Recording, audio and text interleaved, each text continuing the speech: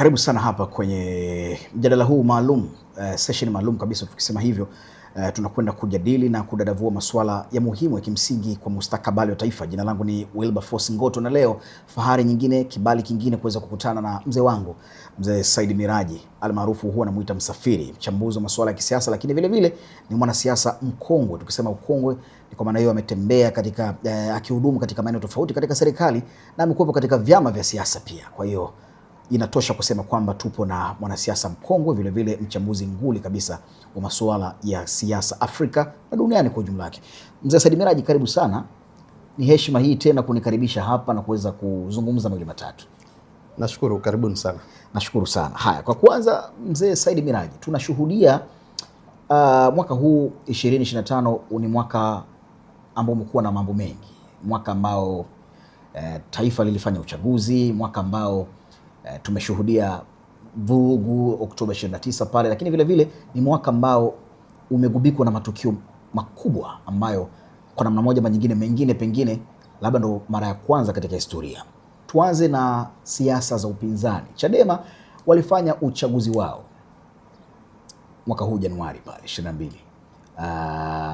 Kwa mara ya kwanza Freeman Mbowe akaanguka madarakani, kiongozi ambaye alikana Chadema kwa muda mrefu zaidi.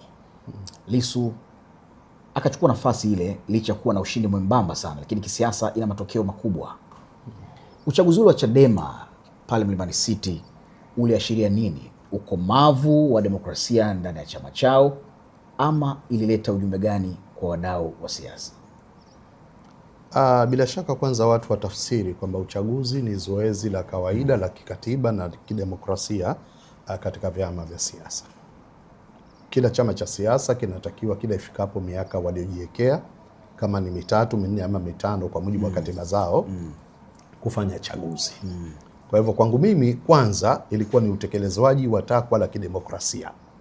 Pili, ilikuwa ni utekelezwaji wa matakwa ya katiba yao na sheria ya msajili wa vyama vya siasa, kama vyama vinapaswa kufanya mikutano mikuu na kuweka uongozi. Sasa unapoingia kwenye zoezi la uchaguzi, bila shaka yoyote chochote kinaweza kutokea. Haina maana ukiingia kwenye uchaguzi aliyekuwepo lazima ashinde. Ingawaje tumekuwa na kitu tunakiita tamaduni, hasa katika vyama hivi vya upinzani, kwamba kuna watu tunasema ni icon za vyama na tunahitaji tuende nao mpaka watufikishe mahala. Labda nikupe mfano kama PLO na aliyekuwa rais wao Bwana Yasir Arafat. Amekuwepo kwa muda wote kwenye uongozi wa chama mpaka alipokufa. Alipopata ajali ya ndege ile ikawa inatafutwa, mpaka amekufa alikuwa bado yuko kwenye uongozi, kwa sababu yeye alikuwa ndo icon ya mapambano. Lakini turudi hapa Tanzania, labda tumtazame mtu kama Maalim Seif Sharif Hamad. Amekuwepo kwenye uongozi wa chama, pamoja na kwamba walitokea na matatizo pale kafu, lakini hata walikokwenda wenzake waliendelea kumpa heshima kwa kiongozi mpaka amefariki, kwa sababu waliamini ndio kabeba ajenda ya chama chao, ya wapenzi wao, ya washabiki wao, ya wananchi wanaowaunga mkono. Sasa kwenye Chadema si jambo la ajabu kuona Mbowe angeliendelea kuwepo madarakani, lakini si jambo la ajabu pia kuona kumetokea nguvu ya kuweza kumwondoa, kwa sababu mshindani wake alikuwa ni makamu mwenyekiti wake na alikuwa ni mtu ambaye kwa siasa za kisasa ametengeneza ushawishi. Unajua siasa za sasa zimeingia sana kufanywa na vijana. Na hata ukiitizama Chadema kwa kiasi kikubwa sana, wakati ule Mbowe na Lissu wanavutana, ilikuwa ina vijana wengi.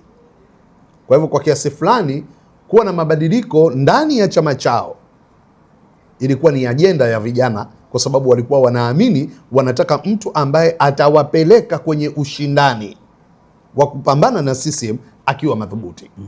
Mbowe alikuwa tayari ametoka kwenye zile siasa tunasema radicals za moto zile, ameingia kwenye siasa za tunasema hizi siasa za kiutu uzima, siasa ambazo sio za migogoro na mivutano. Kwa hivyo watu wengi katika Chadema walikuwa bado wanaamini kwamba ili upambane na CCM lazima utumie msuli. Mbowe alikuwa tayari ameanza kutana ule upepo kwamba unaweza kupambana na CCM kwa kutumia maarifa, kama ambavyo labda Zanzibar zamani ilitumia nguvu kubwa, halafu baadaye Maalim Seif na wenzake wakarudi wakaamua kumbe siasa unaweza kupata unachokitaka bila kutumia hiyo migogoro. Kwa hivyo Mbowe aliamini kwamba unaweza kupata unachokitaka bila kuwa na migogoro, lakini wengine waliamini tunahitaji viongozi wa moto watakao kwenda na ajenda ya moto.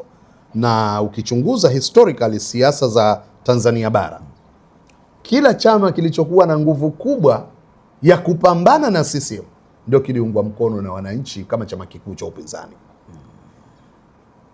TLP, NCCR Mageuzi wakati vina nguvu ni kwa sababu vilikuwa ndio vyama vinavyopambana na CCM. CUF ilipokuwa na nguvu kwa sababu ilikuwa imejitokeza kupambana na CCM. Chadema ilipopata nguvu ilionekana ina nguvu ya kupambana na CCM. Kwa hivyo watu hawakuwa wakichagua vyama kwa kuzingatia sera, walikuwa wanachagua vyama kwa kuona nani ana uwezo wa kupambana na CCM kwa nguvu kubwa. Kwa hivyo kwangu mimi Mbowe kuchaguliwa ni kwa sababu miongoni mwa wanachama wa Chadema wapo walioona wanahitaji nguvu kubwa kidogo ya kumchagua Tundu Lissu, kuto kuchaguliwa kwa Mbowe na kuchaguliwa kwa Tundu Lissu ili aweze kupatikana mtu ambaye atapambana kwa kutunishiana msuli na CCM. Kwa utashi wa kisiasa na utashi wa kichambuzi wa kisiasa, Mzee Said Miraji, unadhani Mbowe aliamini angeshindwa katika uchaguzi ule? Na kama angeamini hivyo, unadhani angeruhusu kushiriki kwa uchaguzi ule ambao umemfanya kuwa kando? Unajua gharama za demokrasia ndio hizi. Chadema ilikuwa inalazimika kujitofautisha katika uchaguzi wake na vyama vingine kwa gharama yoyote. Chadema inapambania uchaguzi wa huru na haki katika nchi, na wanaikosoa mpaka CCM inavyoendesha shughuli zake. Kwa hivyo lazima wao wawe kioo cha kufanya uchaguzi wa huru na haki, na ndiyo maana wakakubali kuita vyombo vya habari na zoezi lao lote la uchaguzi likafanyika waziwazi ili kuonyesha kama sisi tumedhamiria kufanya chaguzi za huru na haki kuanzia ndani ya vyama vyetu. Unajua kuna vyama hapa vinazungumza uchaguzi wa huru na haki kuisema CCM, lakini ukienda ndani ya vyama vyao hata chaguzi zao wenyewe sio za huru na za haki, za kuwapata viongozi wa chama au hata za kuwapata wale wagombea wanaokwenda kusimama kwenye nafasi za kiserikali kukiwakilisha chama chao. Kwa hivyo Chadema walitaka wao kutengeneza hiyo taswira. Sasa kutengeneza hiyo taswira kuna gharama zake. Gharama zake ndio hizi: aidha ni kushinda kwa aliyekuwepo au mwingine kuchukua madaraka. Kwa hivyo matokeo yamekuja, aliyekuwepo ameshindwa, na ndio gharama za uchaguzi na ndio gharama za transparency. Huwezi kuzunguka na masanduku tena, kila kitu kinakuwa, wenyewe wanasema vijana wa kisasa, mambo hadharani. Uchaguzi ule umeleta mwelekeo mpya wa chama cha demokrasia na maendeleo Chadema. Baada ya pale tumeshuhudia migawanyiko, kundi hili likienda huku, lingine likibaki kule. Unadhani kiongozi wao wa awali alitengeneza umoja ambao ulikuwepo, ama kuondoka kwa Mbowe ndo kumeleta matatizo ambayo pengine Chadema kama chama inapitia kwa hivi sasa? Katika Afrika tuna jambo moja gumu kwenye vyama na kwenye baadhi ya serikali. Kiongozi mkuu anakuwa na influence ya kuifanya taasisi anayoiongoza iendane na mtazamo alionao, na tuna jitihada kubwa sana ya kupambana kutoka hapa kwamba kiongozi akiingia aende kwa mujibu wa sera, aende kwa mujibu wa maelekezo. Nakumbuka hata Rais Samia alipoingia madarakani, wakati ule Mzee Mangula alikuwa nadhani ni makamu mwenyekiti, Dodoma pale kwenye msiba wa Rais Magufuli akalazimika kuja na ilani ya uchaguzi na kuambia Watanzania kama Samia ataendelea kuiongoza nchi kwa ilani hii, ataendesha nchi kwa mujibu wa katiba ya nchi na katiba ya chama chake, atakiendesha chama kwa mujibu wa katiba ya chama chake, kwa sababu watu walikuwa wana mtazamo kwamba kila kiongozi akiingia madarakani ana fursa ya kuimpose mawazo yake, mitazamo yake kuwa ndio mitazamo ya taasisi yanayoiendesha. Sasa hata Chadema sio ni ajabu kuona kama pamoja na kwamba wana katiba, pengine wana sera zao na nyakati za chaguzi wana ilani zao, lakini influence ya kiongozi ikachukua mwelekeo wa kuipeleka taasisi. Kwa hivyo Mbowe influence yake inawezekana ili influence maamuzi ya Chadema katika mtazamo wa mwenyekiti. Zamani ujue wale waliokuwa wakiimba zidumu fikra za mwenyekiti hawakuwa wakikosea, kwa sababu mara nyingi influence ya mwenyekiti ndiyo inayopelekea. Leo waziri mzima anaweza akasimama akasema tunamshukuru Mheshimiwa Rais ametuletea pesa, amefanya 1 2 3. Nilitegemea waseme serikali, kwa sababu maamuzi ni baraza la mawaziri, maamuzi ni serikali.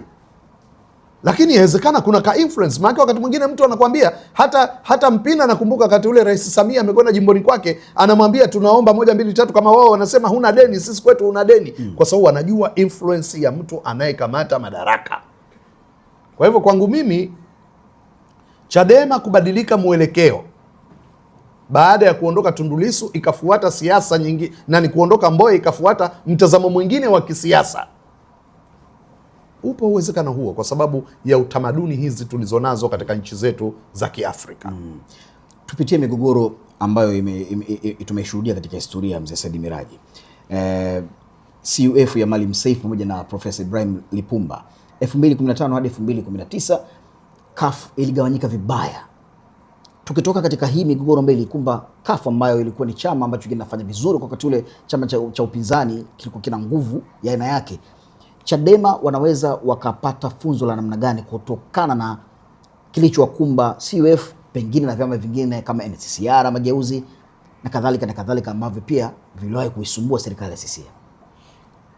Kabla ya kwenda hapo, Bwana Ngoto, niongezee kitu kidogo hapa. Sawa, karibu. Niliposema mtazamo wa kiongozi unaweza kuinfluence maamuzi, nataka tujielekeze kidogo kwenye serikali ya Marekani sasa hivi. Ndio. Tumtazame Donald Trump. Tazama serikali iliyokuwa inaendeshwa na Joe Biden kutoka Democrats na serikali inayoendeshwa na Donald Trump kutoka Republican.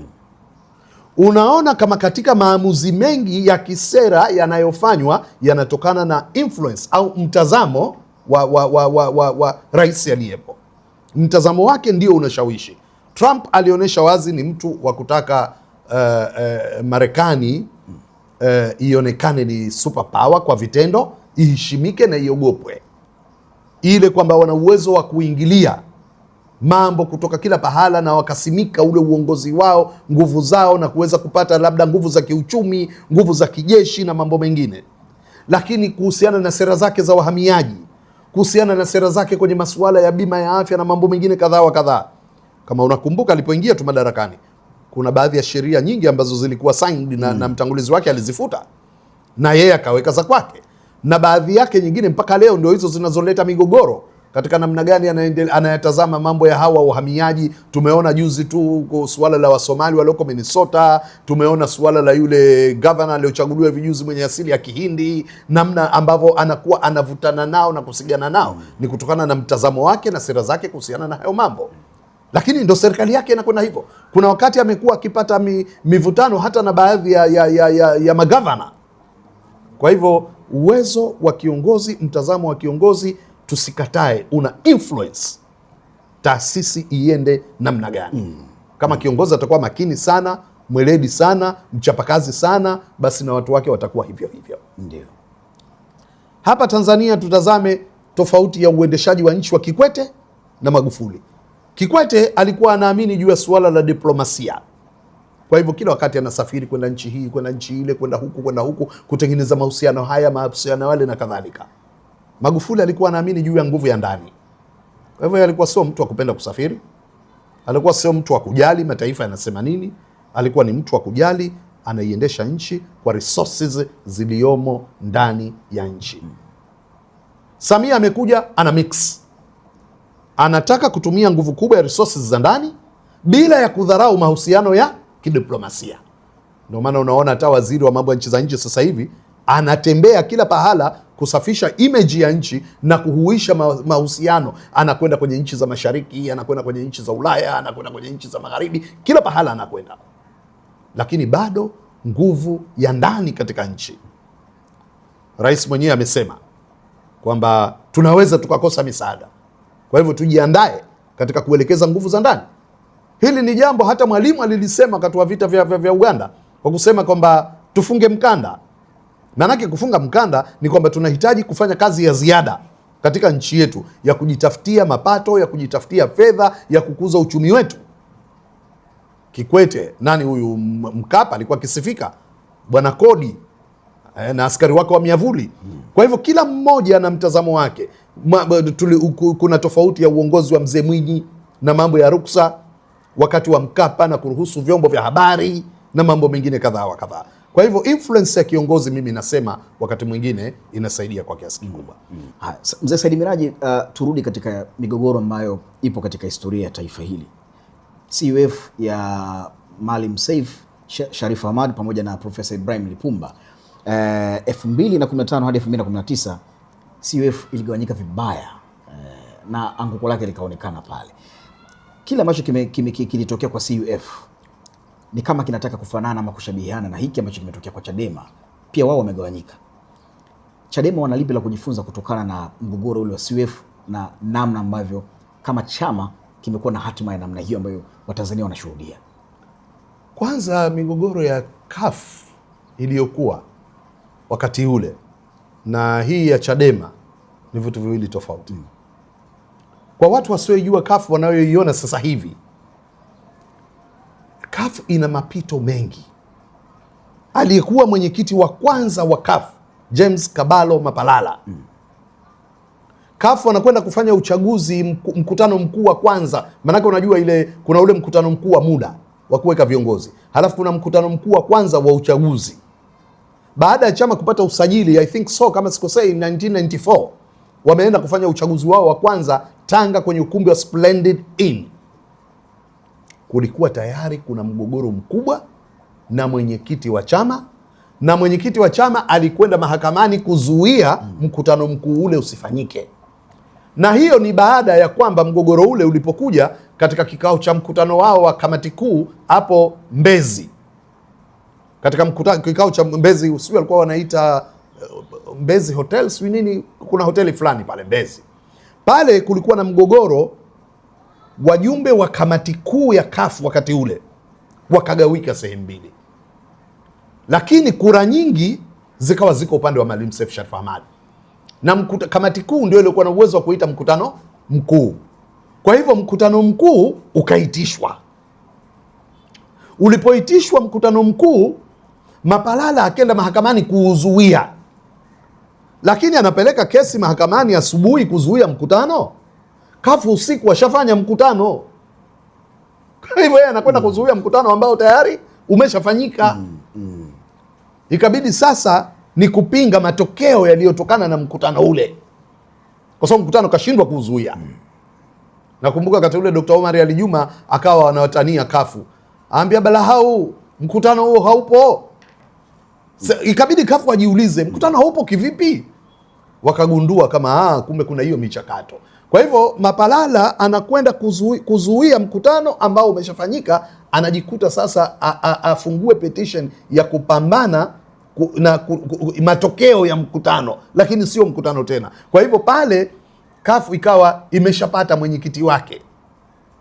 Nadhani wakati ule kuna mtu alikuwa anaitwa Mzee Musobi Mageni Musobi, alikuwa anatoka wilaya ya Kwimba, ndio akachukua ile nafasi. Sasa kuna kipindi kwanza kabla ya hapo natumai Maalim Seif alikuwa kikiendesha kile chama akiwa kama makamu mwenyekiti. Na kumbuka wakati ule kwenye mkutano mkuu alikuja msajili wa vyama vya siasa Jaji George Liundi, na kiti cha Mapalala kikiwa kipo pale. Kwa hivyo kwanza CUF alipitia mgogoro huo, lakini CUF walikuja wakapitia migogoro tofauti tofauti kabla ya huu unaoona juzi wa ACT. Kuna mgogoro wa kina Michael Nyaruba, kina Abbas Karonga, kina Gideon Mjema na wenzao. Kuna mgogoro wa kina Ramadhani Mzee ambaye ndio Mapalala alikuja kaunda Chausta, Ramadhani Mzee akaunda Ford, Hamisi Hassan sijui wakaunda chama gani kingine. Kwa hivyo watu wanatoka wanaunda vyama vingine. Kuna mgogoro wa waliokuwa wabunge wa viti maalum kina Naila Jidawi, yeye alikuwa na mgogoro wake mbali. Kuna mgogoro wa kina Shalingede, Zamda Bozen na wenzao, na wao walikuwa wanne, hawa walikuwa wabunge wa viti maalumu. Kuna migogoro kadhaa wa kadhaa imepita ndani ya CUF. Watu wanatoka aidha wanaanzisha vyama vingine au wanakwenda kwenye vyama vingine. Kuna kipindi siku moja nilikuwa naangalia hivi vyama vya siasa viliopo, nilikuta zaidi ya 70% miongoni mwa viongozi wake waliwahi kuwa CUF. Tena viongozi wa juu kabisa waliwahi kuwa CUF. Kwa hivyo CUF imepitia hiyo mitihani na misukosuko. Naila Jidawi nikimtaja watu wengi wanaweza wasimjue, lakini alikuwa ni mwenyekiti wa bodi ya wadhamini wa CUF na alikuwa mbunge wa viti maalumu na waziri kivuli wa mambo ya nchi za nje. Kina Michael Nyaruba alikuwa ni wajumbe wa baraza kuu. Abbas Karonga alikuwa mwenyekiti wa mkoa wa Dar es Salaam. Ramadhani Mzee alikuwa ni mkurugenzi wa habari na uenezi. Hamisi Hassan alikuwa ni naibu katibu mkuu kuna kipindi fulani, lakini amekuwa mkurugenzi wa idara tofauti ikiwemo haki za binadamu na mambo ya nje. Kwa hivyo ni watu wazito ambao waliwahi kutoka kwenye CUF kwa nyakati tofauti tofauti.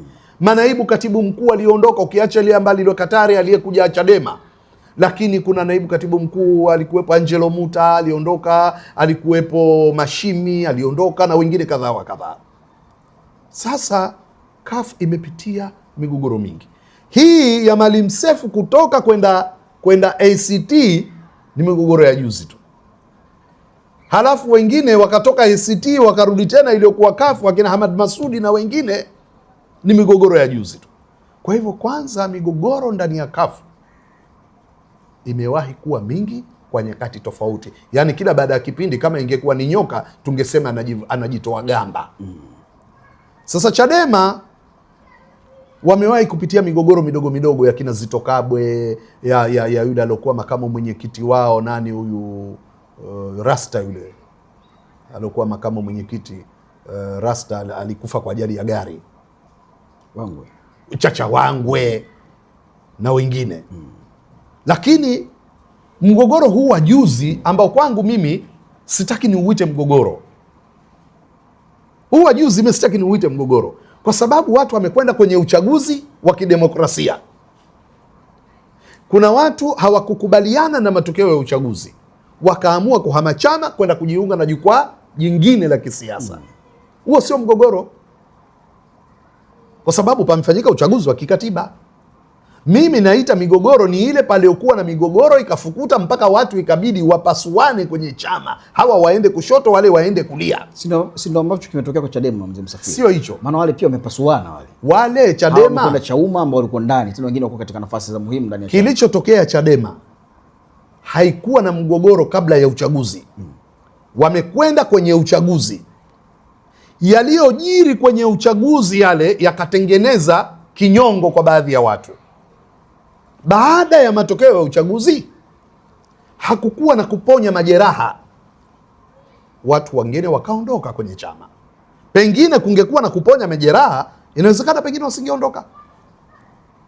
Mgogoro ni ule watu mko kwenye chama kimoja, huyu anavuta msimamo huu, huyu anavuta msimamo huu, mnasigana, mnatofautiana katika jambo. Huo ndio mgogoro, kama ilivyokuwa Mapalala na CUF, kama ilivyokuwa kina Nyaruba na CUF, kama ilivyokuwa Naila Jidawi na CUF, kama ilivyokuwa labda pengine tunaweza kusema kwa Lipumba na Maalim Seif. Hakukuwa na uchaguzi, ni mgogoro kwamba wewe uliondoka kwenye chama unarudije kwa staili hii unayorudi. Wakavutana mpaka wengine wakaamua kuitana kwenye mkutano mkuu aje wafukuzane, wakaamua kuondoka. Ule ni mgogoro. Lakini kwenye Chadema wameitisha uchaguzi, wamekwenda kwenye kampeni za uchaguzi, wameingia kwenye ballot, halafu ndio wengine wamekuja kuondoka. Kwa hivyo ule huwezi kusema ni mgogoro.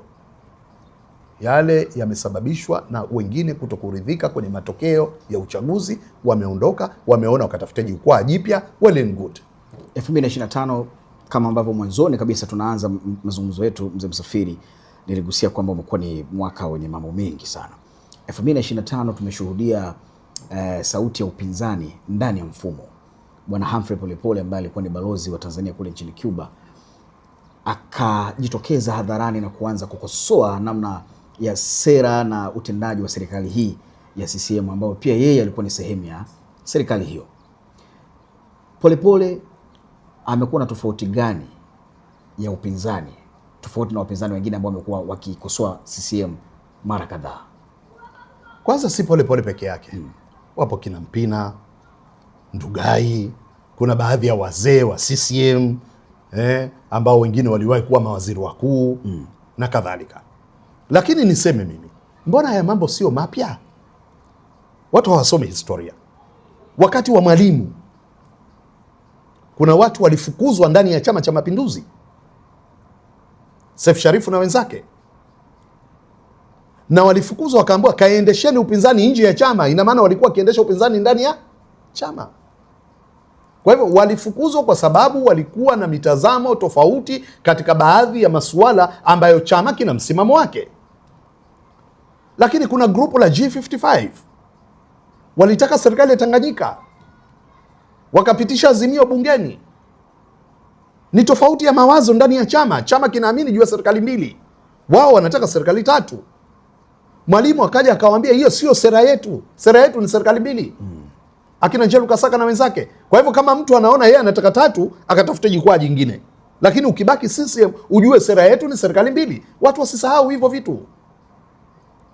Lakini katika mambo hayo hayo ya kuwa na huo upinzani, labda tuseme, au tofauti ya msigano wa mawazo, hata aliyekuwa katibu mkuu wa Chama cha Mapinduzi Horace Kolimba, yeye kama injini ya chama, katibu mkuu, alitoka public akasema chama kimepoteza, hakina mwelekeo wala dira. Sasa kwa katibu mkuu kuzungumza hivyo vitu ni vitu vizito sana. Akaitwa kuhojiwa kwenye kamati kuu, nadhani kama sikosei. Kwa bahati mbaya akapatwa na mauti, lakini alikuwa katibu mkuu wa chama. Kwa hivyo kutokea watu kuonyesha kwamba kuna vitu hawakubaliani navyo kwenye chama, tena hadharani. Hili la Polepole sio la kwanza, la Mpina sio la kwanza, la Ndugai kuonyesha labda haridhishwi na utendaji wa serikali sio la kwanza. Hata Mrema, kwani watu wanajua kilichomtoa CCM akaja TLP wakati ule, sijui nadhani ilikuwa NCCR ni nini, alionyesha kuwa na tofauti na maamuzi yanayochukuliwa kwenye baraza la mawaziri. Kuna kitu kinaitwa collective responsibility, maamuzi ya pamoja. Sasa wewe ukiwa sehemu ya kikao huwezi kujitofautisha ukasema mimi sipo pale. Ndio maana unalazimika, kama unataka kwenda tofauti, mawili moja litokee, ama ufukuzwe au uondoke mwenyewe, ujiuzulu. Kwa hivyo Mrema aliondoka. Sasa watu wajue kama uendeshwaji wa serikali au taasisi hizi na hasa za umma haziendeshwi kwa maamuzi ya mtu mmoja mmoja, zinaendeshwa kwa maamuzi ya pamoja. Kwa hivyo kama tuko hapa tumeamua sote kwa pamoja, sawa. Kama tumeamua kwa kupiga kura, majority wamekubali, halafu wachache wamekataa, hawa wachache ni sehemu ya maamuzi ya kikao. Huwezi ukatoka wewe ukasema lakini walipopitisha ile nilikataa. Kama ni hivyo wewe uondoke kabisa. Kwa hivyo lazima watu waelewe, kama ukiwa kwenye mfumo unapaswa kutetea maamuzi ya mfumo. Huwezi kuwa waziri unayepingana na maamuzi ya serikali. Ukiona huwezi kwenda na maamuzi yale na unataka jamii ikutafsiri wewe ni mtu tofauti, wajibika. Lakini huwezi kuwa huko pale pale umebaki mule mule, halafu unataka sisi tukuelewe wewe tofauti na wale. Sisi tutaona ni mchezo tu, mnatuchezea. Pengine mmekubaliana wewe fanya hivi, yule afanye hivi, ili ionekane tuna migongano na mivutano kwa maslahi ya wananchi, na watakuoneni nyinyi kama mashujaa fulani. Hakuna hicho kitu. Kwenye collective responsibility nyote mnawajibika kwa pamoja, as a chain. Mnakwenda pamoja, mnarudi pamoja. Kwa hivyo hizo ndio gharama za kuwa kwenye mifumo. Hapo jipya linaweza likawa ni hili, mzee Said Miraji. Polepole ukosoaji tunaweza tukafananisha na kama ambavyo mwataja wengine kwamba hajawa kwanza katika historia, lakini yeye hayupo na kutokuwepo kwake ni mara baada ya yeye kuonekana kama yuko against ama kinyume na mfumo. Sasa hii katika mazingira ya kisiasa kuna uhuru gani wa siasa ambazo unakuwa haufanani na mawazo pengine ya chama tawala? Unajua, ningepata ugumu sana kujibu swala la Polepole kama lingekuwa lipo tu hivi, lakini swala la Polepole kama najua kama niko sahihi, so long as I know, lilipelekwa mahakamani na ilifunguliwa kesi inaitwa habeas corpus. Mimi binafsi yangu nishawahi kufungua kesi ya habeas corpus. Kuna mtu alikuwa ni mwakilishi wa jimbo la Pandani anaitwa Salim Yusuf, alikamatwa na jeshi la polisi, zikafika 48 hours I think, kama tulikuwa tunaelekea 72 hours, hajapelekwa mahakamani, na kila tunapokwenda kwenye kituo cha polisi tunaambiwa mtu huyu hayupo. Mimi kama jamaa wa karibu nikafungua kesi inaitwa habeas corpus. Wakili wangu alikuwa mwanasheria anaitwa Abubakar Khamis Bakari. Amewahi kuwa mwanasheria mkuu Zanzibar, amewahi kuwa jaji, amewahi kuwa katibu wa baraza la wawakilishi, amewahi kuwa mwenyekiti wa tume ya kurekebisha sheria Zanzibar. Ndio alikuwa wakili wangu, na yeye ni constitutional lawyer. Ile katiba 1984 wakati ule tulikuwa hatujaandika katiba 2010, yeye ni miongoni mwa walioandika ile katiba. Kwa hivyo yeye akawa ndio wakili wangu. Jaji wa kusikiliza ile kesi alikuwa ni Wolfgang Dorado, ambaye keshawahi kuwa mwendesha mashtaka mkuu wa kesi ya uhaini ya Zanzibar ya kifo cha Karume. Kwa hivyo nikafungua kesi. Jaji Dorado akaita ile session ya kwanza. Nadhani mwanasheria mkuu wakati ule alikuwa Hamidi Mwezeleni kama sikosei. Tumefika mahakamani, hakuja mwanasheria mkuu, lakini kaja wakili wa serikali. Alipofika pale, jaji akasema hii kesi ni nzito. Ofisi ya mwanasheria mkuu mara nyingi na mahakama inakuwa ni pale pale majengo yale alipoa na mdomo. Akaambia, nataka mwanasheria mkuu in person aje. Nataka waliolalamikiwa wote akiwemo kamishna wa polisi Zanzibar, RPC, wote waje hapa. Kwa hivyo akasema naahirisha kesi mpaka kesho saa 3 asubuhi. Saa 11 jioni Salim Yusuf akaachwa. Yaani sisemi akaachiliwa, nasema akaachwa. Maana yake alitelekezwa katika stendi ya magari ya Wete pale, akawa anatafuta gari ya kurudi nyumbani kwake pale Kiungoni, maeneo ya Pandani. Katika jimbo lilikuwa jimbo la Pandani kabla halijachanganywa kuwa Kojani. Kwa hivyo nilipeleka hiyo kesi, na uzoefu wa hizi kesi za habeas corpus. Wewe ukizungumza nole prosecute umeshaachiwa kwa nole kwa kesi 4. Kwa hivyo naelewa nazungumza nini. Sasa Polepole kwa ushahidi wa kimazingira wa maamuzi ya mahakama ni kwamba hayuko kwenye mikono ya dola. Kwa sababu walipofungua habeas corpus, maana yake mahakama ingerule out wale wamlete Polepole, lakini wameshindwa kuithibitishia mahakama kama serikali ndio iliyomchukua Polepole. Sasa jambo likishamuliwa na mahakama, wewe hata kama una mtazamo tofauti, lakini ukisimama utasimama kuna maamuzi haya ya mahakama. Kwa hivyo wakati mwingine ukipeleka kesi mahakamani, unaweza kulazimika kujustify jambo au kulipinga jambo. Nikwambia hivyo kwa nini? Siku zote Wazanzibari wanadai wana serikali yao, wanadai wanataka nchi yao na kila kitu. Kuna watu 18 walikamatwa kwa kesi ya uhaini. Hii kesi ilipewa nambari ya jalada 279/98. Hii kesi ilikuwa ni ya Machano Khamis Ali na wenzake 17, maana yake jumla ilikuwa 18 dhidi ya SMZ. Hii kesi ilifunguliwa kwamba hawa wametaka kufanya mapinduzi. Kwa hivyo ni kesi tunaita ya nini? Uhaini. Walitaka kuiondosha madarakani serikali iliyopo. Kesi hii Pale Zanzibar iliendeshwa mahakama kuu chini ya Jaji Kihio. Baadaye hawa wakakata rufaa, ikaletwa kwa jaji nadhani Robert Kisanga, Court of Appeal, ndio akaisikiliza pale Zanzibar kama jaji wa Court of Appeal. Walikata rufaa Court of Appeal. Maamuzi ya Court of Appeal yakasema kama hawa hawawezi kufanya uhaini Zanzibar kwa mujibu wa sheria. Zanzibar ni sehemu ya Jamhuri ya Muungano wa Tanzania. Kwa hivyo hawawezi kufanya uhaini kwa kumuondoa rais wa Zanzibar. Yaani kumuondoa rais wa Zanzibar ni kama vile kumuondoa mkuu wa mkoa tu, kwa sababu rais wa Zanzibar kwenye jicho la muungano ni mjumbe wa baraza la mawaziri, na anakula kiapo kama mjumbe wa baraza la mawaziri, na anaingia kwenye kikao kama waziri. Kwa hivyo uhaini kwa mujibu wa tafsiri ni kwamba ni kutaka kuipindua serikali au kumuua rais wa Jamhuri ya Muungano wa Tanzania na sio Zanzibar.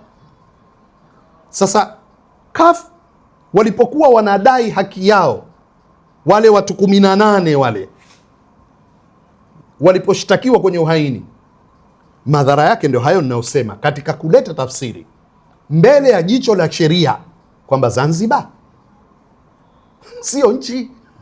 Kiongozi wa Zanzibar huwezi kufanya treason kwa kumuua au kumpindua rais wa Zanzibar. Sasa wakati mwingine unaweza ukawa na kesi mahakamani ikaleta tafsiri tofauti na ulivyotaka. Kesi ya Polepole imewasafisha serikali. Swali fungua habeas corpus. Habeas corpus maana yake lazima uthibitishe kama huyu mtu yuko kwenye mikono ya dola. Ukishindwa maana yake umeisafisha serikali kwamba haiko naye. Sasa wakati mwingine ndio ile unaambiwa uchague kusuka au kunyoa. Kuzii kama kusafirisha. Ni kama huko kwenye uchaguzi, baada ya uchaguzi ukataka kutumia nguvu ya kidiplomasia, nguvu ya kisiasa kuonyesha uchaguzi ule haukuwa wa huru na haki. Na ukaamua kupeleka kesi mahakamani. Ukipeleka kesi mahakamani tu, ukitaka kuzungumza popote mtu akwambia hilo jambo siliko mahakamani, subiri tumalize. Sasa mahakamani inaweza kukaa miaka 10. Sasa uchague kusuka au kunyoa. Napeleka mahakamani au unapambana hivi hivi kisiasa. Sasa kuna faida na hasara zake. Wakati mwingine unaweza kupeleka mahakamani lakini ukachelewa kupata haki. Ukaona kumbe afadhali ungelipambana nje. Kwa hivyo haya mambo haya ndio maana nikasema watu lazima, wanasiasa wajaribu kuyatazama vizuri maamuzi yao wanapoyachukua. Je, yatawapa majibu wanayoyatazamia? Sasa hivi ukiniuliza swala la Polepole, mimi nitamalizia tu kukwambia kama watakavyokuambia watu wengine. Kama sijui yuko wapi, sijui kama yuko hai au amefariki, sijui kama yuko kwenye mikono ya dola au yuko kwenye mikono ya nani au yuko mwenyewe kama mwenyewe. Kwa sababu watu wa dola watakwambia tupe ushahidi kama wewe tunaye sisi. Watu wamefungua kesi mahakamani wameshindwa kuprove. Kwa hivyo ukiniambia kwamba Polepole ni tofauti na wengine kwa sababu yeye haonekani, sawa, haonekani. Hata Balali haonekani. Au umesahau kama kulikuwa na governor wa benki kuu hapa Tanzania, Daudi Balali. Hatujui, tuliambiwa amefariki sijui au vipi, lakini kwa ufupi mwisho wa siku hakujulikana yuko wapi. 2016 mpaka 2025, mzee Said Miraji, Tanzania imekumbwa na matukio haya ya watu kutoonekana na ikisemekana wamechukuliwa na watu wasiojulikana. Sasa labda hii tunaizungumzaje? Manake je, ni serikali ama vyombo vyetu vya ulinzi na usalama ni dhaifu, ama ni nyenzo tu ya kisiasa ambayo inatumika hivyo kuweza kusawazisha baadhi ya mambo ambayo yanaonekana yanawasumbua watawala? Kwanza suala hili la kuambiwa watu wanapotea, watu wanatekwa, mimi nafikiri tulitazame katika pande mbili za shilingi. Tusilitazame tu kwa watawala, lakini pia tutazame kwa washindani wa watawala. Tutazame katika hali ya kawaida ya maisha ya binadamu. Mimi kwa uzoefu wangu huu wa miaka niliyoishi duniani, nakumbuka baada ya mapinduzi ya Januari 12, 1964, watu wengi sana kule Zanzibar, watu hawajui tu, walipotea. Wapo walioonekana wamechukuliwa, wapo wengine hawakujulikana, na waliochukuliwa hawakujulikana wameenda wapi. Kuna watu wale ambao wanaenda kuchunga ng'ombe pale, lakini mpaka leo hawajulikani ng'ombe hao wanawachunga kwenye zizi gani, wala hawajaonekana makaburi yao wala chochote. Kuna watu walikuwa makamu wa rais pale, akina Kasim Hanga na wenzake, wengine hawajulikani wako wapi, hata makaburi yao hajulikani yako wapi. Kuna watu wameshindwa kujua wafanye matanga au ndio wafanye 40 au ndio wafanye hitima au ndio limekwisha. Hayo mambo yamekuwa yakitokea. Hayo mambo hapa Tanzania bara, mimi sitaki niseme, kwa sababu zamani kulikuwa kuna kitu kinaitwa detention, mamlaka alionayo rais ya kumweka mtu ndani kizuizini bila kupelekwa mahakamani. Hata wakuu wa mikoa walikuwa na uwezo kumweka mtu nadhani masaa yasozidi 24. Baadaye zikapigwa kelele, naona mamlaka sio kama yapo au yameondolewa. Lakini hata rais kulikuwa kuna kitu kinaitwa kumweka mtu kizuizini, detention. Wapo watu washaka detention hapa nchi. Ndio, hiyo sio hata Kenya kina Raila Odinga wakati fulani walikuwa detention. Sio kitu cha ajabu. Sio neno geni kwenye siasa hiyo. Sio neno geni, exactly. Hapa Tanzania watu washawekwa detention toka wakati wa Mwalimu. Tuzungumzie tathmini ya kampeni za uchaguzi. Nakuja kwenye hii watu kupotea. Ndio. Lakini kwa siku za karibuni, sio mwaka 25 tu. Hata wakati wa mtangulizi wa Samia Magufuli tulikuwa kuna malalamiko ya watu kuokotwa kwenye viroba, kulikuwa kuna malalamiko ya watu kupotea, kulikuwa kuna malalamiko ya watu kutekwa. Lakini sasa hivi nakuja bado watu wanaojulikana sasa, wale wengine nakuja lakini hujui ni nani. Sasa hivi hata watu mashuhuri wanapotea. Nakuja hata kipindi kile wapo watu walipotea wanaojulikana vile vile, na yapo maneno yalisemwa kuonyeshwa kidole serikali.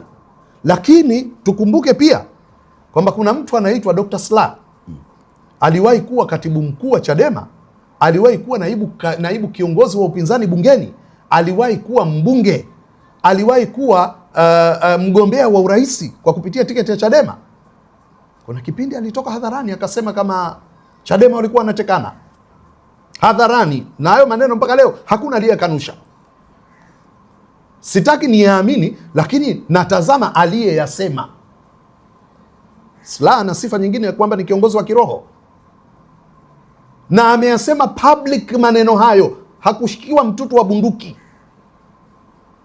Lakini pia wapo watu hapa tumeona klipu zinatembea wanatekwa, alafu baadaye unakuja kuambua ilikuwa ni magomvi ya kimapenzi na nini, akina Tarimo sijui nani yule Bigi yule. Sasa unashindwa kujua wakati gani uisukumizie mzigo serikali, wakati gani usukumizie vyama vya siasa, wakati gani usukumizie watu. Yani ni kama vile mvua imenyesha, halafu kila mtu kafungulia chemba yake, uchafu wake uingie. Hujui wakati gani useme ni watu wenyewe kawaida. Lakini all in all, maisha ya mtu ni kitu cha thamani kubwa. Katiba yetu inalinda uhuru wa mtu kuishi. Usalama wa raia na mali zao uko kwenye dhamana ya nani kwanza? Serikali. Na ndio maana jeshi la polisi tunawalipa pesa na kila kitu, walinde usalama wetu, mali zetu, watulinde. Kwa hivyo kwa msingi huo hakuna excuse watu watakapokuwa wanakufa, watu wanapotea, tukasema jalada lake la uchunguzi halionyeshi nani kamteka ikawa ndio basi. Lazima serikali iwajibike kwa maisha ya raia wake. Lazima serikali iwajibike. Aidha waliofanya wako kwenye vyombo vya dola au hawako kwenye vyombo vya dola. Wao ndio wanaoweza kutufanya sisi tukaishi kwa amani, tukaishi kwa upendo, tukaishi kwa utulivu, tukaishi kwa matumaini ya kwamba tutaamka, tutakwenda kwenye shughuli zetu na tutarudi nyumbani. Kwa hivyo hili ni jukumu nambari 1. Kurudisha imani ya wananchi, uhai wao, uhuru wao wa kuabudu, wa kushiriki vikundi wanavyotaka, ikiwa vya kisiasa, wa kwenda wanapotaka, ili mradi tu hawakiuki taratibu za sheria na hawaingilii uhuru wa watu wengine. Kwa hivyo hatuwezi kulikwepa hili. Kwa hivyo kwangu mimi sitaki kuondoa lawama kwa huu mwenendo wa watu kupotea, kutekwa, kufanyaje, tukasema tu serikali haisafiki. Kwanza tushukuru kwa kipindi fulani hivi kumetulia. Tuombe Mungu kutulie zaidi. Lakini serikali ina wajibu wa kutujulisha. Kwa mfano, mimi nikwambie, we ni daktari, kuna mtu amefariki akiwa hospitali, kuna kitu kinaitwa cause of death. Lazima ripoti yako ionyeshe huyu amekufa kwa sababu alipofanyiwa operation kuna 1, 2, 3. Huyu amekufa kwa shinikizo la moyo, huyu amekufa kwa shinikizo la damu, huyu amekufa kwa 1, 2, 3. Huyu amekufa kwa kupewa sumu, huyu amekufa kwa msongo wa mawazo, labda pengine ile sonono imempelekea depression mpaka amekata matumaini mpaka amekufa. Hali kadhalika maiti imeokotwa mtaani, lazima jeshi la polisi lifungue faili na wafanye uchunguzi na watupe majibu. Wamebaini nini? Aliuliwa? Alikufa mwenyewe? Kama aliuliwa, pafanyike uchunguzi, nani anahusika na kifo hicho? Sasa kuna vitu tumshukuru Mungu pale vinapoondoka na tumuombe Mungu visirudi tena, lakini tuweke misingi kwamba vitu hivi visirudi tena. Kabla tujatoka hapo, Mzee Said Miraji, unaizungumziaje tume hii ambayo imeteuliwa na Mheshimiwa Rais ya kuchunguza yaliyotokea Oktoba 29?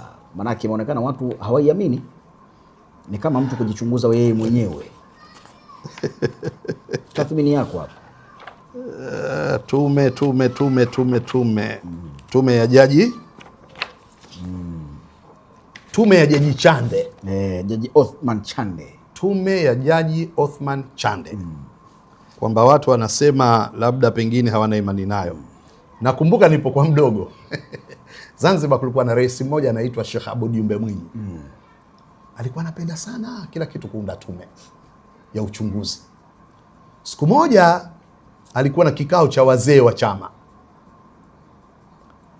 Kuna mzee mmoja jina lake nimemsahau, bwana wa Pemba, alikuja na mafaili kibao, akamwambia Mheshimiwa Rais, we kila jambo waunda tume. Hapa tuna ripoti za tume zafika ngapi, hizi zote hizi hazijafanyiwa kazi.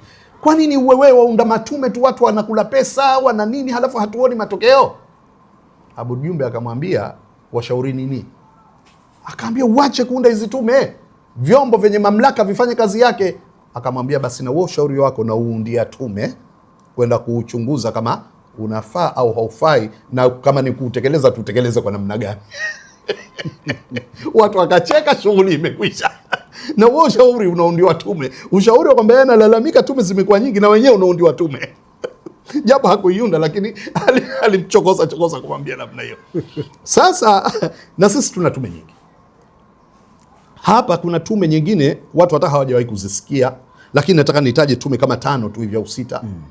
Imewahi kuundwa tume ya Brigedia Hashim Peter kuhusiana na matatizo yale ya vurugu za kisiasa zilizotokezea Januari 21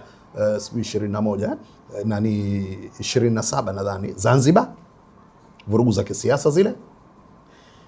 Kumeundwa tume ya Jaji Nyalali iliyoratibu maoni ya kuwa na mfumo wa chama kimoja au vyama vingi, na ikaja na mapendekezo yake, tena ikenda mbali mpaka ikazungumzia masuala ya muundo wa serikali, japo haikupewa kazi hiyo. Kuna tume iliwahi kuundwa ya Jaji Robert Kisanga, na yenyewe ilipoleta ripoti yake mbele ya Rais Mkapa akawasema sana kwamba wamefanya kazi walizokuwa hawakutuma, lakini walileta mapendekezo kwa serikali. Kuna tume ya Shelukindo, kuna tume ya Profesa Shivji, nadhani ilikuwa mambo ya ardhi. Kuna tume ya Jaji Warioba ambayo ilikuwa ni ya katiba mpya wakati wa Rais Kikwete. Kwa hivyo hizi tume zimekuwa zikiundwa nyakati tofauti, na mimi nasema hizi tume hizi, lau yaliyopendekezwa kwenye tume hizi tungekaa kitako tukayafanyia kazi, pengine hata hizo kelele za hii ya Jaji Warioba hii pengine hata tusingefika huko. Kwa hivyo ushauri wangu hizo tume zimekuwa, lakini majibu yanakuwa hatuyaoni. Exactly. Hoja yangu iko hapo. Kwa hivyo, na ndio maana watu hata ilipoundwa tume ya Jaji Chande wakawa na hayo mashaka, kwa sababu anasema hizi tume kuna wakati huwa ni sababu aidha ya kuchangia kuwepo kwa hasira kwa watu kutokana na matukio na aina ya tume iliyoundwa, Kuna wakati zinatoa matumaini kwa watu kutokana na watu waliomo, sababu ya kuundwa tume ile, na yani kile kitu ambacho kinatakiwa kutafutwa, kinachochunguzwa, watu wanajenga imani. Lakini kuna historia ya mienendo ya tume baada ya kurudisha. Hivi ukiacha tume, kuna watu wakubwa wanaomulika utendaji wa serikali kuliko CAG? Si kila mwaka ripoti yake inapelekwa kwa rais?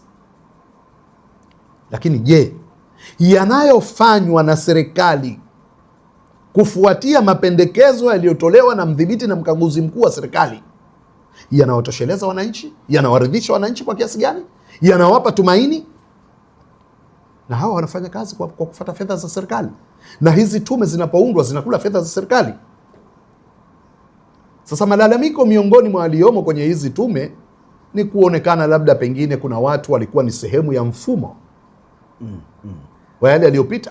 Manake unawaambia ukajichunguze wenyewe, na wengine wanaweka mpaka clip ya rais, sijui kule polisi waliunda tume sijui kusini huko juu ya mambo ya mauaji, akasema jeshi la polisi haliwezi kujichunguza wenyewe na vitu kama hivyo.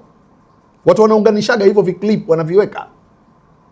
Lakini all in all ni kwamba Watanzania tunakubali tumepitia kipindi kigumu, kipindi chenye matatizo, kipindi kilichoacha historia mbaya, kipindi ambacho hatupaswi hata kufikiria kukirudisha tena katika taifa letu. Lakini pia tunafanya nini kutoka hapo? Ndio hoja ya msingi. Nini kinafanyika ili haya yasirudi tena na tutoke hapo twende mahala pengine? Wakati mwingine hata hiyo tume isingeundwa, lakini kama tungejua namna ya kuondoka pale tulipokuwa, tukatafuta maridhiano ya kitaifa, tukatafuta zile namna gani kwa haraka tunatatua zile changamoto tulizo nazo. Zanzibar si watu waliuliwa? Si iliundwa hiyo tume Hashim Mbita? Mpaka leo hata majibu yake watu kujua tume Hashim Mbita imependekeza nini na nini na nini na kipi kimetekelezwa hakuna. Lakini mwisho wa siku walikuja wakatengeneza maridhiano, wakaunda katiba ya pamoja, wakaamua kuwa na serikali ya umoja wa kitaifa. Mara nyingi kiongozi anayekuweko madarakani ana nafasi kubwa sana, kama nilivyosema pale, kutumia influence yake. Kikwete alitumia influence yake kuanzisha mchakato wa katiba, ukakwama njiani. Wakati wa Magufuli hakugusa kabisa kuzungumzia swala hilo. Samia katika kampeni zake amezungumza juu hilo swala, na akasema miongoni mwa mambo ambayo yatafanyika ndani ya siku 100 ni pamoja na kuanzisha huo mchakato. Sasa jitihada zikiwa kubwa kuelekea huko, kwani hiyo sababu ya vurugu zote si ni pamoja na watu kudai katiba? Hata Zanzibar watu walipoandamana walikuwa pia wanadai katiba. Kwa hivyo watu wakiona mchakato wa katiba unakwenda, wanaweza wakajipa moyo wa kwamba haya mambo yatatatuka, kwa sababu tukipata katiba iliyokuwa ni nzuri kama tunavyotaka, hata isiwe 100%, haya ni masuala give and take. Unaweza mkapata pengine kwa asilimia isiyofikia 100, lakini mkasema wacha tuanze hapo. Kwani hata Kenya wamepata asilimia 100? Si yako mambo sasa hivi wanataka yabadilishwe, lakini mfumo kwa asilimia kubwa wa utendaji. Hata Roma haikujengwa siku moja. Kuna wakati mnaweza mkafikia mkaona mmemaliza kila kitu, kumbe ikawa bado kuna baadhi ya vitu hamjamaliza. Kadiri mnavyopata uzoefu ndivyo mnavyoona mrekebishe wapi na wapi. Kwa hivyo mimi nasema bado tuna nafasi kubwa ya kuponya haya majeraha, whatever, kuna tume au hakuna tume. Taarifa ya tume, uchunguzi wa tume utapatikanaje, sijui tume watafanya kazi vipi, mapendekezo yao yatashughulikiwa vipi, bado kama taifa tuna uwezo wa kuponya majeraha haya. Haya, tathmini ya kampeni za uchaguzi mkuu 2025. Majukwani CCM dhidi ya nyuma ya pazia, lakini vile vile labda tuhoji kukosekana kwa Chadema katika kampeni. Maana yake tunafahamu Chadema ilisitisha ushiriki wake ikidai kukosekana kwa reforms za uchaguzi. Swali langu hapa ni kutoshiriki kwa Chadema kulipunguza uhalali wa ushindani wa uchaguzi wa 2025. Hilo ni moja, lakini kipengele B katika hili, serikali iliyopo hivi sasa, tukiangalia wabunge, madiwani, watu ambao wako bungeni, wako katika nafasi, serikali hii ni kama wananchi wanaimoko. Kuna namna kama vile haina uhalali picha iliyopo kwa wananchi. Nijibu hili kwanza la Chadema. Lakini hili la nataka uniambie mvuto uliopo kwa viongozi waliopo hivi sasa, kwanzia wabunge pamoja na madiwani na wengineo waliopatikana kupitia uchaguzi wa 2025. Uhalali wa serikali ni baada ya kufanyika uchaguzi, lakini uchaguzi ulionekana ni kama mvurugika. Mzee Said Miraji, narudia tena, uhalali wa serikali kwa mujibu wa katiba yetu, serikali iliyopo madarakani ni halali kwa mujibu wa katiba. Kwa mujibu wa katiba.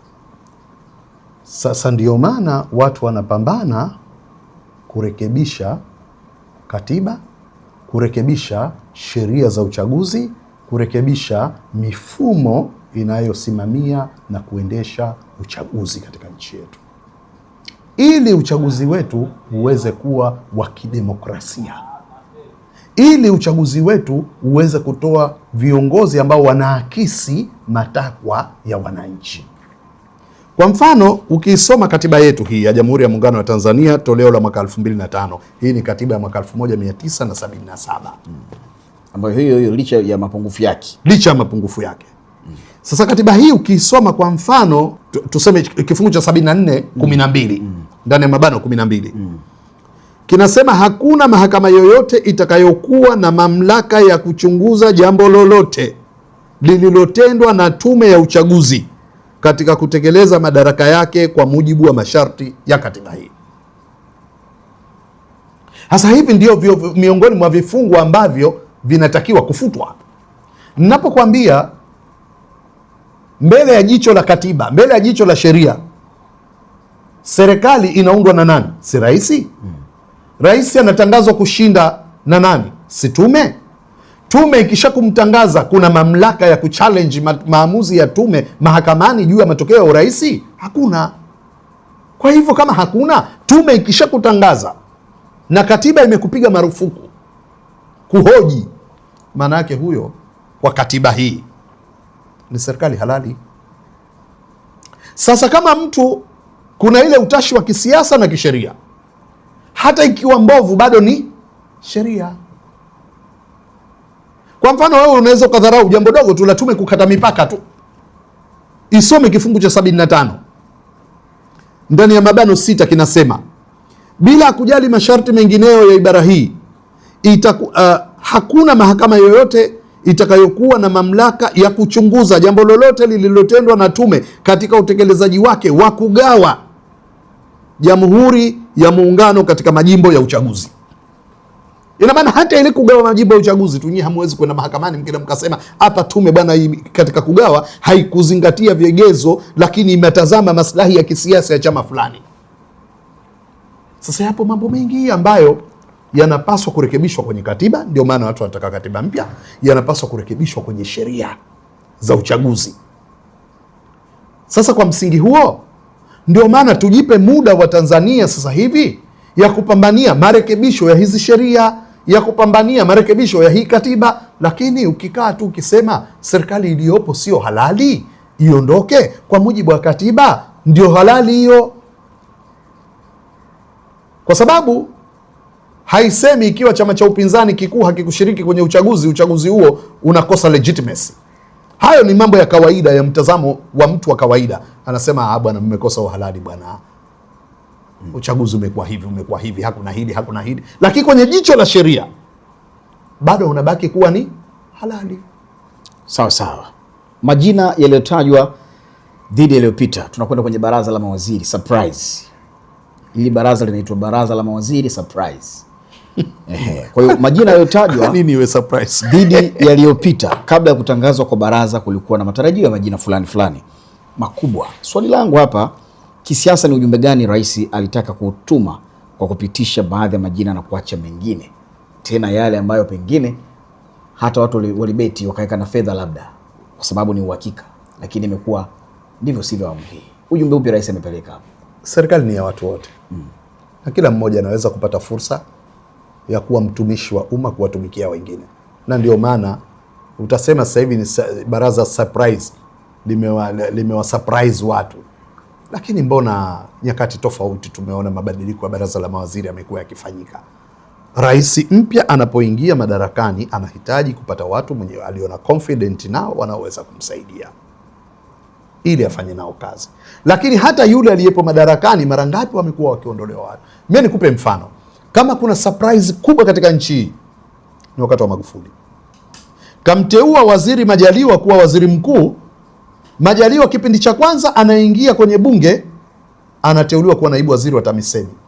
Kipindi cha pili anateuliwa kuwa waziri mkuu, hajawahi kuwa waziri, hajawahi kujua baraza la mawaziri linafanya kazi vipi.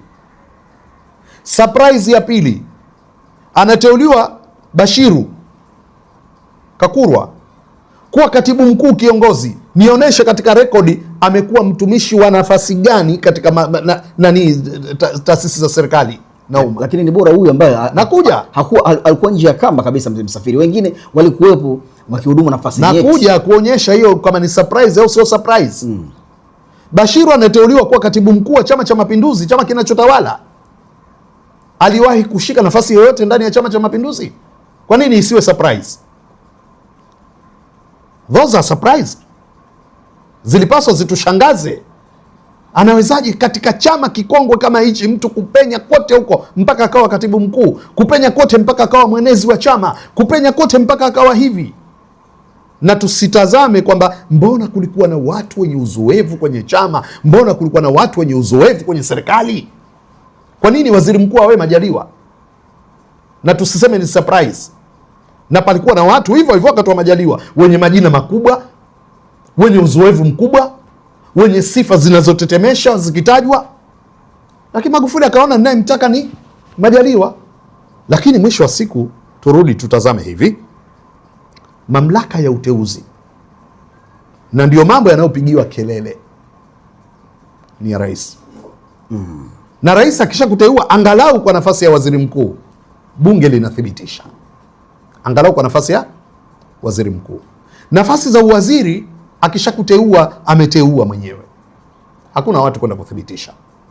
Sasa kama Watanzania tunaona anaweza kutumia vibaya mtu nafasi hii akipewa, ndio pa kubadilisha mifumo, tukarudi na utaratibu ambao hawa watu akishakuwataja au wanaomba hiyo nafasi au kabla ya yeye kuwatamka wanathibitishwa na kuchujwa kwenye vikao vya bunge, kwenye kamati za bunge na vinginevyo.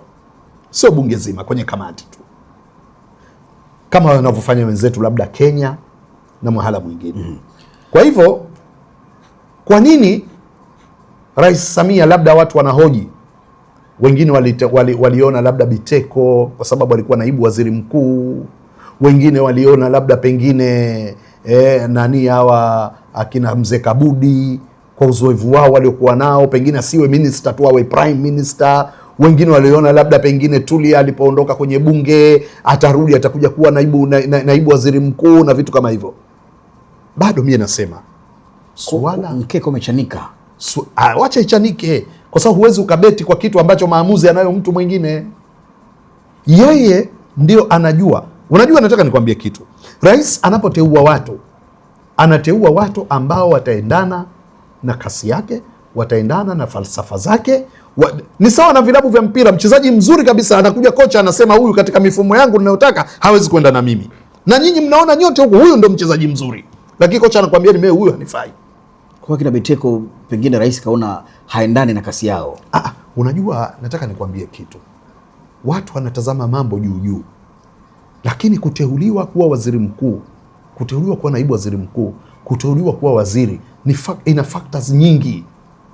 Sio tu huyu ni mbunge anapiga kazi. Kwanza mimi ningekuwa rais, pamoja na sheria, kanuni, taratibu, katiba, ningekuwa na vigezo vyangu binafsi.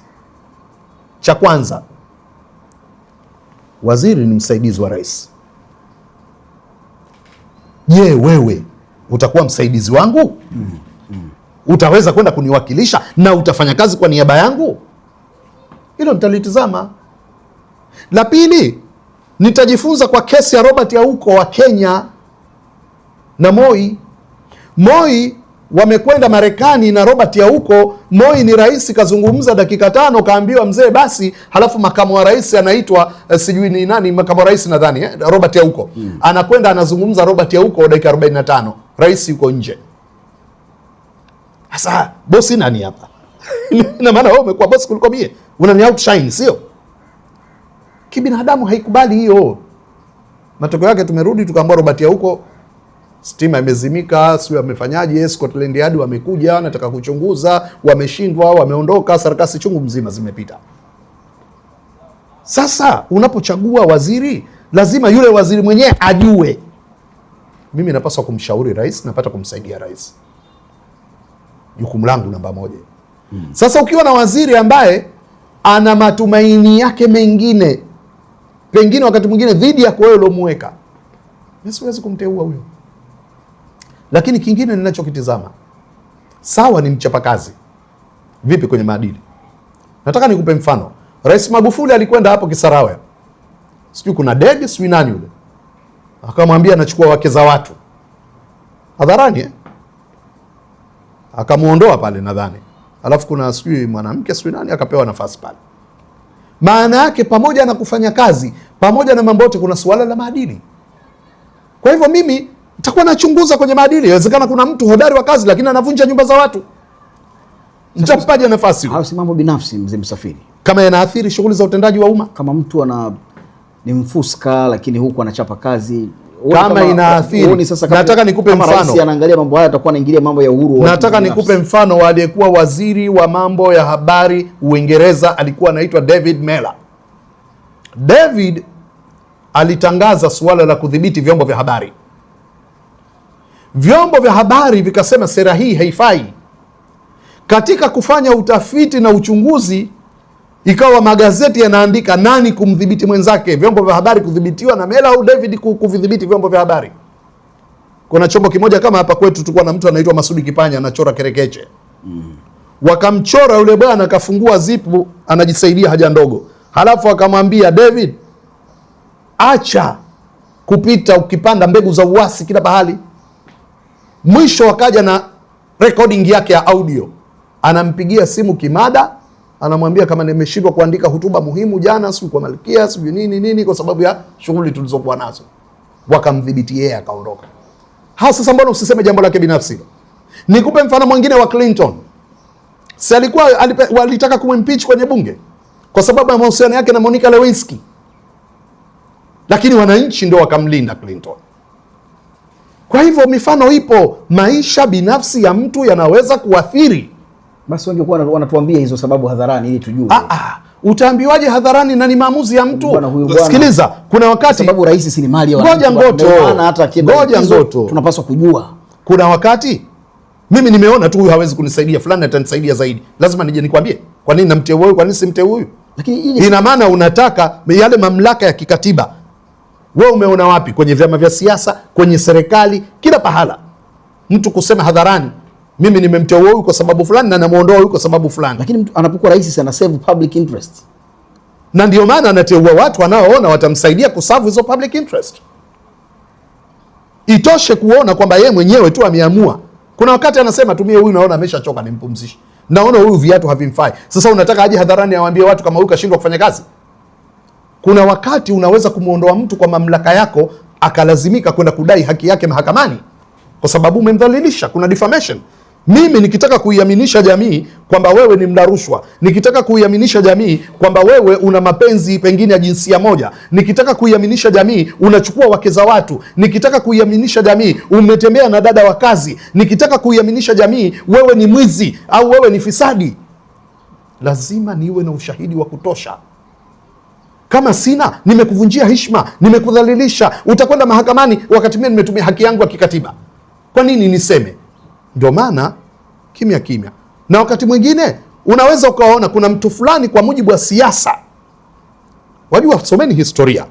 Nataka nikwambie, Mkapa alipoingia madarakani, unajua kama baraza lake la mawaziri aliloliteua, alitoa mawaziri sijui karibu wangapi kutoka mkoa mmoja tu wa Tanga.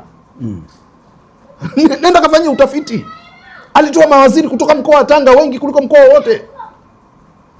Kwa sababu mwenyewe aliona tu watu wa Tanga labda pengine walimpa kura nyingi.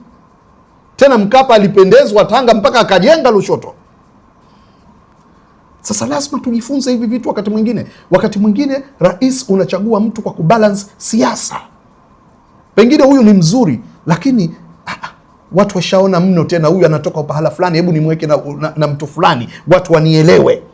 Unamwacha mtu unamtaka. Kwani hapa Rais Samia si aliwahi kumwacha Lukuvi? Si aliwahi kumwacha Mzee Kabudi? Lakini sasa si anao. Kwa hivyo pia ni swala la muda tu. Inawezekana walioachwa sasa hivi baadaye wakarudi. Au wakirudi na yenyewe itakuwa ni issue, kwa nini wamerudi? Sio mambo ya kumfurahisha mfalme hayo, mzee Msafiri.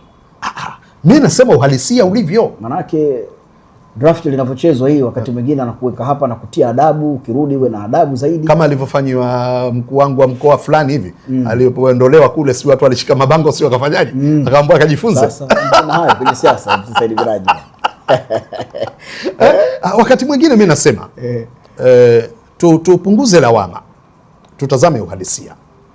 Watu wanatazama kwa uraia wao, wanatazama kwa kila kitu chao, lakini itoshe kusema neno moja tu, itoshe kusema neno moja tu kwamba je, ana mamlaka ya kufanya vile au hana? Sawa, mamlaka anayo. Sawa mzee Said Miraji, tunamaliza na hili tumalize na hili. Waziri Mkuu mstaafu Mheshimiwa Kassim Majaliwa mara ya mwisho bungeni, nikikumbuka vizuri, alizungumza katika hotuba yake ile mwishoni pale, akakazia akasema, wana Ruangwa ninarudi, ninakuja kuchukua fomu. Kwa hiyo tunaendelea. Ghafla bwana, ghafla bin vu fomu hachukui, imetosha, nahitaji kupumzika. Mambo kama haya yanaleta ukakasi sana wakati fulani. Yule ni mtu mzima sana, kwa hadhi yake ni kiongozi mkubwa katika serikali, baadaye atangaze maamuzi yake hadharani kwamba ninafanya hivi, baadaye anakuja anasema ninafanya hivi. Wakati mwingine unaweza ikaonekana ni kama kuna mashinikizo hivi, unaambiwa inabidi ufanye hivi. Mambo namna hiyo. Tunazungumzaje situation ya Mheshimiwa Majaliwa? Kwanza bado ana political will, bado umri wake unaruhusu kabisa, na bado ana mvuto wa kisiasa kabisa. Tumeona juzi amefanya hafla kule wana Ruangwa kimwaga, bado anakubalika mno, alafu anakuambia anakwenda kupumzika. Lakini tukirejea katika pointi ya msingi, alikiri mwenyewe, ninakwenda kuchukua fomu. Nini kilibadilika? Waziri Mkuu mstaafu Majaliwa alisema bungeni kwamba anakwenda kuchukua fomu kuendelea tena kugombea ubunge. Baadaye akasema imetosha, na kuongeza, Dr. Tulia Ackson aliingia kwenye kinyang'anyiro cha kutaka uspika, baadaye aka withdraw. Lakini narudia kukwambia, kuna mbunge kule Konde katika uchaguzi mdogo aliingia kwenye uchaguzi, ACT ikaambiwa imeshindwa, ameshinda mbunge wa CCM, alafu akasema ni matatizo ya kifamilia, akajiuzulu, uchaguzi ukarudiwa, ACT akashinda. Yapo mambo mengi kama hayo bwana Ngoto. katika siasa zetu. Sasa kwani hakuna kipindi hapa tulimsikia Rais Magufuli akisema nimemtuma ende kwenye matibabu bwana Kinana? Mtu kwenye matibabu anatuma? Labda alikuwa haonekani, akabidi aseme. Sasa manake wananchi wanakuwa na hoji sana. Hata rais akipotea wiki moja bila ndio inakuja hiyo, inaleta maswali. Ndio inakuja hiyo, mtu anatuma aende au hali inamlazimisha aende kwenye matibabu? Sasa mimi kitu ninachosema, yote kwa yote 9 lakini la 10, Majaliwa mwenyewe hajapatapo kunukuliwa pahala popote akisema kama kuna shinikizo la yeye kuondoka. Na binadamu upo uwezekano, kuna sababu tunasema za ndani, sababu za nje, sababu zilizo nje ya uwezo wako zikakufanya ubadili gia angani. Sisi tunasema kabadili gia angani. Yawezekana zipo sababu ambazo mwanzo ulipozitazama zilikuwa tofauti, na baadaye katika kulinda heshima yako, pengine kwenye chama umepita, lakini ukatazama katika kulinda heshima yangu, naweza nikenda nikaanguka kule, nikaangushwa na vijana wadogo. Kwani si tuliona hapa mzee Samuel Malechela aliangushwa na nani? Sijui kama ile jina nalipenda au halipendi. Kuna jina mnamuitaga, sijui kama analipenda au halipendi, la utani. Naogopa kuwa halipendi hilo jina. Naogopa kulitamke sikaje kawa halipendi. Kama analipenda well and good. Basi kama alipenda ni kibajaji na kukumbusha. Kama analipenda. Kama halipendi mimi sijalitamka, umelitamka wewe. Sawa. Sika alingoa mbuyu. Sasa wakati mwingine unasoma alama za nyakati, unasoma siasa, unasoma upepo. Kwani kuna watu hapa si wengine walimlaumu Mbowe kwa nini kashiriki uchaguzi, wasema si bora asingegombea. Lakini aliona katika upepo huu nitashinda. Au wakati mwingine kushindwa kwako unaweza ukainvest. Naingia nishindwe kwa sababu nitainvest kisiasa katika 1, 2, 3. Kwa hivyo to me withdraw form ni mambo ambayo tumeyaona nyakati tofauti katika mambo tofauti. Watu hawajui tu, hata ndani ya CCM wakati huo wa kupitisha wagombea urais, si wapo watu wana withdraw form.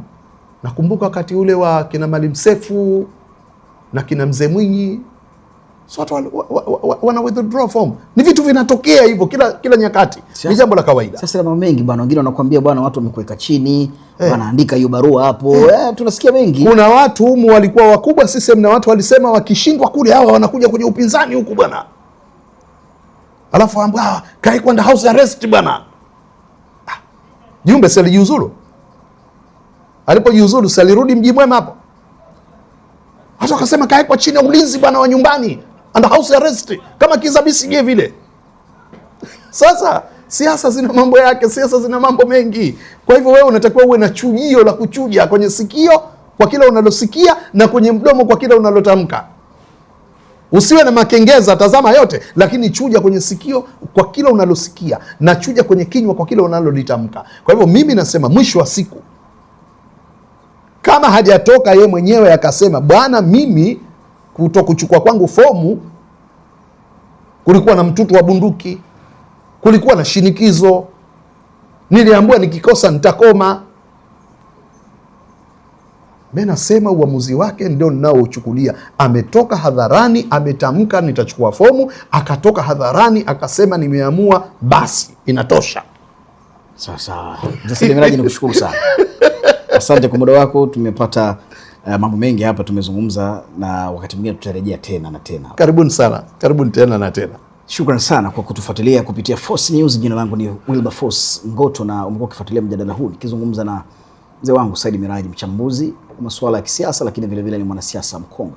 Wakati mwingine tena endelea kusubscribe YouTube channel yetu ya Force News TZ, lakini pia katika Instagram yetu pia ni hivyo hivyo kwa anwani hiyo ya Force News TZ, kadhalika Twitter, sasa X hivyo hivyo, pamoja na Truth Social. Kwaheri.